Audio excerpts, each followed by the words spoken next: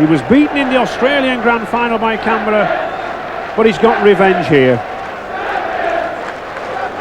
A lot of pride back here tonight. We've taken a battering in recent Test series with Australia, but I think the Lions roaring again. And Widnes skipper Kurt Sonesson, they won the European trophy against Santa Steve at the end of the season, and now they've beaten Canberra for the World Championship. The Foster's Trophy presented by Mr. Colin Lund, Managing Director of Foster's, and a cheque for £50,000 to be shared between both teams. Widnes truly the Rugby League champions of the world. And a delighted Martin Offiah, 2 tries to him, and this 30,000 crowd showing their appreciation. Truly a great night for Rugby League. Mr. David Oxley, the Secretary General of the Rugby League, handing out the inscribed mementos. Paul Hume, how well he worked in the second row. And Richard Ayres, a kiss of the trophy. He's one who'll not forget the try. And Andy Courier. But truly a credit to Rugby League. Alan Tate, how many honours has he won?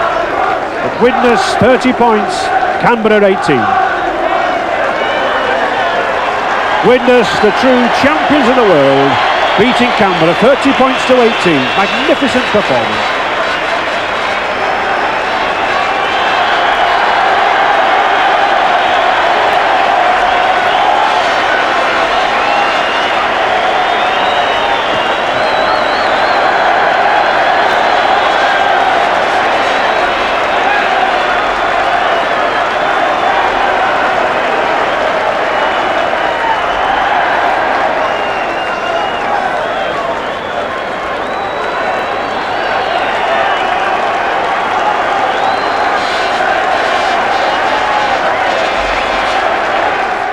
What a magnificent game, and what a superb fight back by Widnes from 12-0 down. It was almost incredible, but it really happened. And enjoying it to the full now are Andy Courier, for whom it was sweet revenge over Canberra, and a very proud Widnes coach, Dougie Lawton. Dougie, you must have felt, along with the rest of us, that you were dead and buried after 12 minutes. Yeah, my actual thoughts were another week like a week last Wednesday when I played again, when I had the Lancashire side again, Yorkshire, and I thought, the way that not another licking by the Aussies, I thought it could be 50 this, the way it was going. But then I did think also, if they let us start playing a bit, we will play. And I thought they can't keep that up surely for 80 minutes. They were marvellous. What was the turning point for you? Was it the first try, the second, the one just after half-time? When did you feel it was beginning to go your way? Well, when we got the first try, obviously we were 12-0 down, and they could have had another one, to be honest. If we'd done 18, I think we'd have lost it. But when we got the 4 back, I thought, well, I thought before the game, I watched a lot of videos of them, I thought they had a very good side. And I thought, but we will get 20 again, anybody. So I thought, well, we get 4, and then we get another 6. If we get 6, we get a 6, another 6, and build on that. And at half time, I thought they looked as though they were tired, and they weren't knocking us down as hard. We looked as though they was gaining confidence, and I know what the lads can do from long distance. I thought, well, the longer the game goes on, the better we'll go. And we did. You got the try early in the second half, that put you in front. That must have been a tremendous boost, and also the fact that their centre was sent to the sin bin.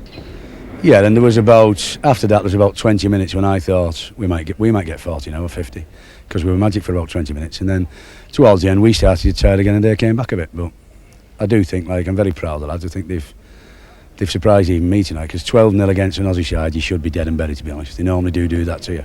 But credit to Canberra, they did play. And they did come out and play well, and they are probably the best footballing club side I've seen most certainly for a long, long time. And would you say the fact that Meninga was injured and then Tony Myler injured more or less cancelled each other out? I mean, I'm bothered. I've had injuries all week. I had Colotto out and Mike O'Neill out, who've been in my side regular. So you've just got to take them things. Injuries are injuries, but you expect them in a game. That's why people have subs. And you must have done something for Great Britain tonight. Yeah, I'm very glad for the whole country, because I do think we should think more of our sportsmen, because if you get behind them as the crowd did tonight, it shows what they will do for you. And they did get behind them, and the crowd was magic to the lads. Wonderful stuff, Dougie. No wonder you're proud. Now, Andy Courier, you were beaten with the Balmain side in the grand final in Sydney, so it must have been sweet revenge. Yeah, I had a different 12 players with me tonight. You know, we throw the ball out more, so they were 12-0 up, but I didn't think we were dead in bed. We just needed to stick in there and hopefully get a couple of points, which is what we did. How did it feel out there on the park? I mean, you must have been a bit dazed and bewildered when they swept into that league and were running rags around you. Yeah, they took us by surprise. I think we were given a bit too much respect, and once our forwards started seeing their forwards go down, you know, we give them a bit of heart, and you know, these guys do go down. So you know, it spurred us on. We got a couple of good tries, and no, I think we were good. Well-deserved victory in the end. What did this fella say to you at half time? He just said keep going, mainly. I said we were playing well enough. We just had to keep knocking them down, and you know, we came up with the goods in the end. Now, you've had a whole season with Balmain in Australia. Tonight, Britain have world champions. Is our game up with the Aussies now? Yeah, I think so. I think we've got the players to match them. I mean, it showed tonight and what Wigan did against Manly. You know, you can't get carried away by all this. I mean, each game is a different game, and we've just got to keep on going. And with me now from Canberra Raiders, the man who starred on the wing for Wigan at Wembley in 1985, John Ferguson. John, you must be bitterly disappointed to lose after going 12 points in the lead and playing so well. Yes, unfortunately, as the way things turned out, I think we made too many mistakes in that second half. Widnes capitalised on them and they scored the tries. Do you feel that the loss of Mal Meninga made a big difference? Oh, definitely. You know, like, we've been playing all year, and from personal experience, I know that if Mal's on the paddock, you know, everybody's confident. He's just that sort of a guy that you know, installs confidence in the young players and that. And oh yeah, we missed him. But what do you feel about the Widnes performance? It was a great comeback, wasn't it? Oh yeah, no, it's tremendous football. I enjoyed the game. All games are 80 minutes of football, and you know, they come away the winners. Well, one man who, unfortunately for him, has had longer to change than most people is the Canberra captain, Mal Meninga, who went off injured at half-time. What's the injury, Mal? Well, Keith, unfortunately, just before half-time, I strained my medial ligament in my left knee and couldn't continue.